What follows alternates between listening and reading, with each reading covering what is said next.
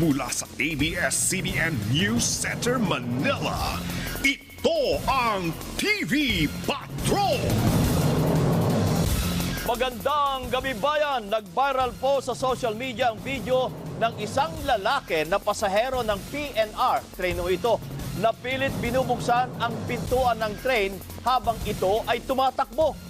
Pinaghahanap na ngayon ng pamunuan ng PNR ang lalaki na naglagay naman sa panganib sa kapwa niya pasahero ng train. Nagpapatrol si Jackie Manabat. First time sumakay ni Daryl sa PNR, kaya nagtaka at nabahala siya na makitang nakabukas ang pinto ng tren habang umaandar ito. Pasado 6:00 ng hapon noong linggo. Sa mga sumunod na istasyon niya na lang nalaman na kasama pala niyang pasahero ang nagbubukas nito. Napansin ko yung isang lalaki na nung nag-warning buzzer na magsasara na yung pinto, pinipigilan niya yung pintong magsara. As ang nangyari, kasi talagang sasara yung pinto, kinakalso niya yung kamao niya. Mahigit 5 beses sumunod ito ginawa ng pasahero at huli na nang maikutan ng train marshal ang bagon na sinasakyan ni Daryl dahil bumaba ng pasahero sa Blumentritt Station. Hindi tama yung ginagawa ni Kuya, kaya naisipan ko po na ng video. Yung iba natatawa, yung iba naman ng mga matatanda, mga senior, masama ng tingin sa kanya kaya lang hindi makapalag kasi nga medyo may pagkamaangas yung dating ni Kuya kasi lalo't lasing. Kapag nahanap na ng PNR ang pasahero, warning lang muna ang matatanggap nito sa kabila ng paglalagay niya sa panganib sa kapwa pasahero. Maging ang mga tauhan ng PNR sa tren na iyon ay sasailalim din sa pagkikwestiyon. Ganito ang klase ng tren na nasa video at ang mga pintuan nito ay may rubber sa pagitan para sa kaligtasan ng mga pasahero. At kayang-kaya itong puwersahin na buksan kahit umaandar para sa mga emergency cases. Dahil naman sa nangyari, paigtingin pa ng PNR ang pagbabantay sa loob ng tren para sa kaligtasan ng mga pasahero. Jackie Manabat, ABS-CBN News. Sa tansya ng isang labor group, aabot sa higit na 30 milyong manggagawa ang tatamaan ng pagtataas ng presyo ng bilihin at serbisyo bunsod nga ng tax reform program ng pamahalaan. Nangunguna rito ang mga minimum wage earners na hindi makikinabang sa naturang batas. Nagpapatrol, Zen Hernandez. Minimum wage worker ang asawang security guard ni Melanie na si Gilbert. Kaya wala talaga siyang binabayarang income tax. Pero kada buwan, 12,000 pesos lang ang naiuwi niya sa sahod dahil sa mga kinakaltas sa kontribusyon. Ayon kay Melanie, hindi madaling pagkasyahin ito lalo't 2 ang kanilang anak. Problemado pa ngayon si Melanie dahil tumaas pa ang presyo ng bilihin. Ang palaya nga po sana ulam namin ngayon, hindi na lang ako bumili. Kaya mahal po kasi. 6,000 pesos kada buwan o 200 pesos kada araw ang napupunta sa budget nila Melanie para sa ulam.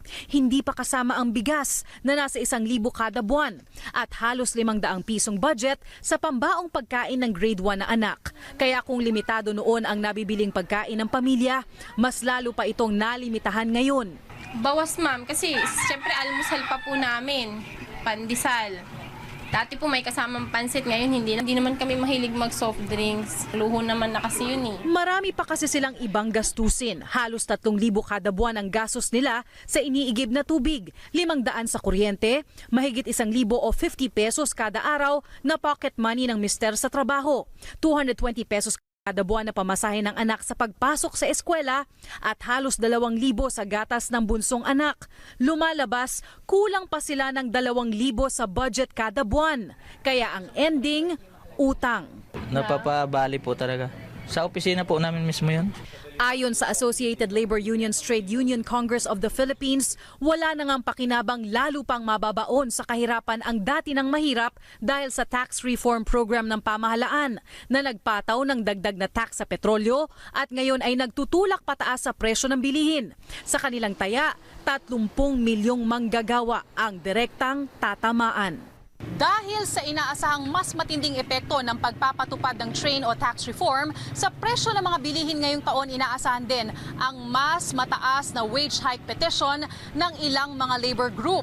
Pero kasabay nito ay umaasa rin sila na mas malaki ang ibibigay ng mga wage board nang sa gayon ay makasabay naman ang mga minimum wage earners. Zen Hernandez, ABS-CBN News. Nandito tayo ngayon live sa SM Cinema sa Mega Mall para sa premiere night ng inaabangan at pangbuena mano ng Star Cinema ngayong 2018 ang comedy film na Ang Dalawang Mrs. Reyes. At mamaya makakasama natin ng live ang mga bida ng pelikula. Pero bago yan, may buena manong award naman na natanggap si Bea Alonso. Binansagan niyang Year of First ang 2018. Ano kaya ang mga first time na gagawin ni Bea? Alamin sa pagpapatrol ni Marie Lozano. Pambungad sa 2018 ni Bea Alonso ang mapabilang sa People of the Year Award ng People Asia. Ngayong taon pinarangalan ang mga movers at shakers sa industriya ng entertainment, sports, business, public service, fashion at education. Tinanggap naman ni former President Fidel V. Ramos ang Max Sullivan Lifetime Achievement Award. Hawak ang Buena Manong Tropeyo, malaking karangalan kay Bea ang mapasama sa awardees na respetado sa kani-kanilang industriya. I feel like isa to sa pinakamagagandang taon sa buhay ko. I feel so honored and privileged na recognize ko sa ganitong prestigious na award. Inalala pa ni Bea ang panahon na nagsisimula pa lang siyang umarte, 17 taon ang nakakaraan. I hope na ito inspire young women na to never give up on their dreams. Di lang unang award ng taon, marami pang first na gagawin ngayong 2018 si Bea. Gagawa ko ng pelikula with Ma'am Charo. First time to be doing a horror movie. I'm currently doing a film with Derek and Paolo to be directed by Ruel Bayani. And first time to be working with Paul Soriano and Aga Mulak. So, all films muna this year kasi after a year of doing just TV, na-miss ko ang pagpipelikula. Pero wag daw asahan na siya ang gagawa ng first move para pag-usapan ang kanyang personal na buhay. Kamakailan lang pinag-usapan sa social media ang pagbisita ng rumored boyfriend na si Gerald Anderson sa set ng pelikulang Kasal. Nagpapasalamat si Bea sa suporta ng fans sa kanila ni Gerald, pero nais niyang manatiling tahimik ang pribadong buhay. Parang nag-work naman na hindi masyado. Yung walang, hindi lang talaga doesn't come out naturally for me to share so much of my personal life. Wala namang negative reaction and I very much appreciate that. Sa ngayon, may 4 na pelikula ng nakalinya para kay Bea sa 2018. Marie Lozano, ABS-CBN News.